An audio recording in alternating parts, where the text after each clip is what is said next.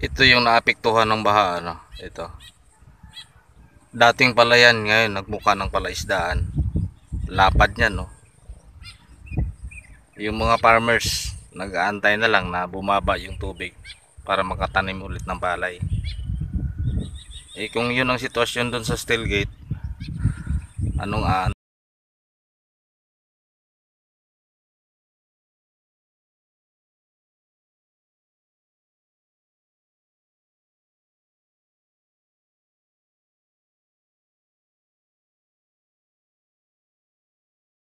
Di naman kaya pa na may punuan ko yan dia.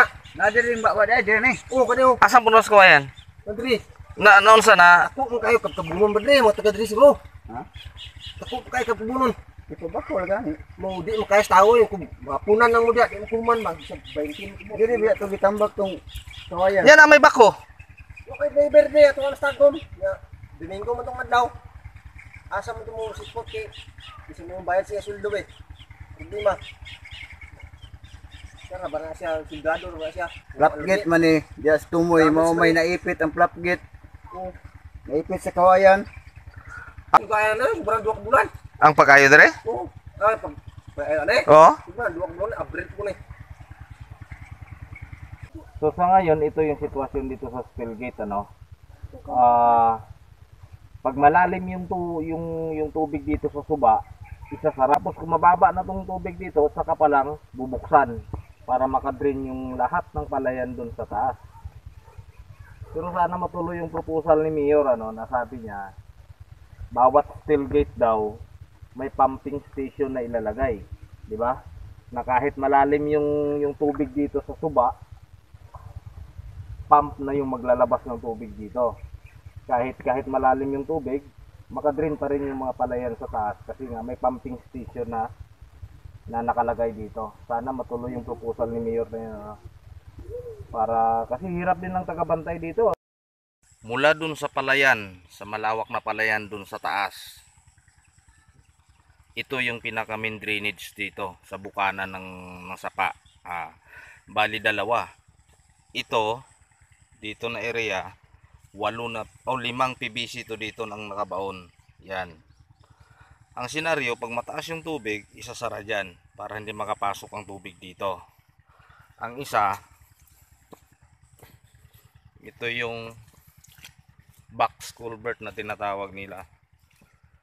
Andon, tapos yung drain, pinaka drain niya dito. Kaso ang nangyari ngayon, natambakan.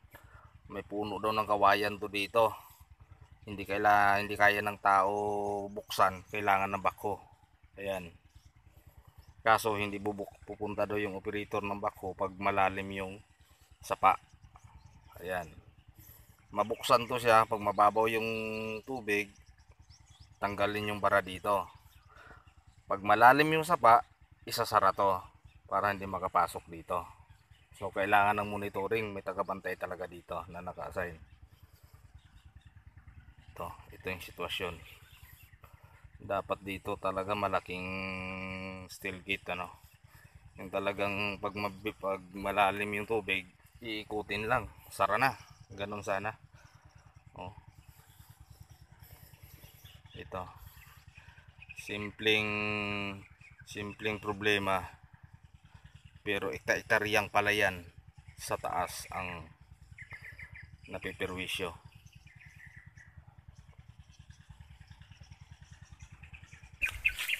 So ito yung diskarte ng mga kababayan natin magsasaka dito.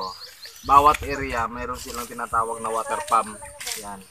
Ginagawa nila pag umuulan, water pump nila para matanggal yung tubig. Isa sitwasyon ngayon, hindi ka maka-water pump kasi lalim ng tubig dito sa mismong drainage.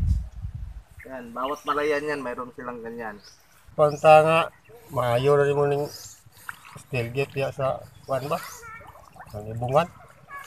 Ay, turisyo na kayo may diri sa buong kumayo. Gagarap ni nga, what? Ilaw mo tubig. Di man madrin. Kay barado man. Kung itong itambakan na diya nga na daot ang kuan. Ang steel gate, nabuhang man daw to. Itambakan sa bako. Pero nga di, agtuan dito. Kay mahubas ang suba. tawo-tawo dito, di mamakaya tong kawayan. Na di butang sa bako. Paabot tubig bako maabot na po. Mayor, basta bako ano ang kaka diya, ang selgi. Mayo. Wah, ijuan ni kan. Ijuan ni pa. Kon. Iyo ka. Kapon? Oh, gapo. Wala yun din nasulod og harvester? Wala oy, kay sudlo naman unta pero atlan pa niya nag-ulan na po dahil dugang na po ng tubig. Wala na po yung mugarab karon no kay ngani no sitwasyon. Ah, wala na. Wala na may mugarab. Hinayan na lang natin yan itong namuhuman. Oo, makita nyo taman hawak ang tubig oh, langoy-langoy para ma-harvest lang ning humay oh. Oh. Kung okay untang steel gate na to diha, nahubas na ni. Nasulod na unta nig harvester. Pila na ninyo kadlaw ni nga garab? Duha na ni. Tapos kinabalsa ninyo padto dito sa stockpile. Oo, ginabalsa lang. Ya, wala. Kita nyo yung hirap oh. Ay, di mo ni grabo ni sayang man. Sayang no? Sayang. Untay na daan. Karon. Sayang kayo humay mangyud ni oh. Umay na kini. Ano, karong sapon eh, wala na di makita yung bungahan eh. Lapawan ng tubig. Oh, pwede man kagawas to tuba.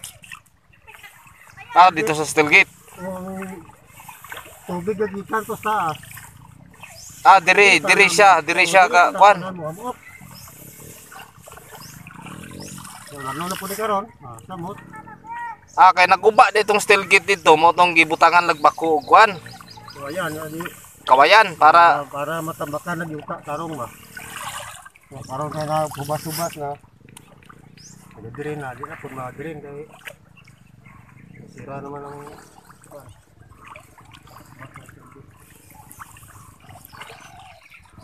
sayang humay oh.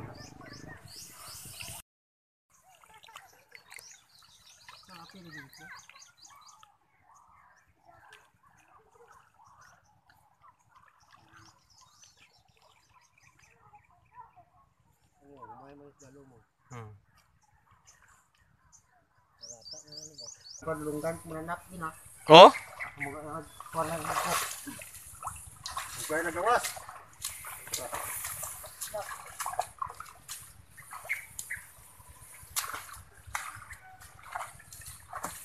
Op. Kaya.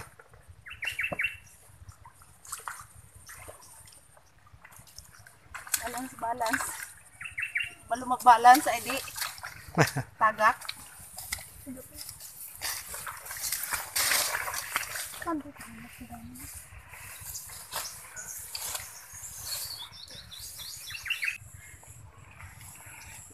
Ito maswerte kami kahit pa paano may naitulong yung niya ano. Ito, papakita ko sa inyo. Ayan. Contract cost 14,344,332. Yan yung nilaan nilang pundo dito. Ito yun. Ito yun yung ginawa nila. Yan o. Ito. Yan.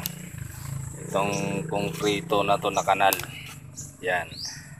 Hanggang doon lang sa dulo. Hindi to diretso doon mula sa highway. Putol to putol. Yan. Yan. Yan. Mula dyan hanggang doon naman sa dulo. Putol din. Hindi rin natapos.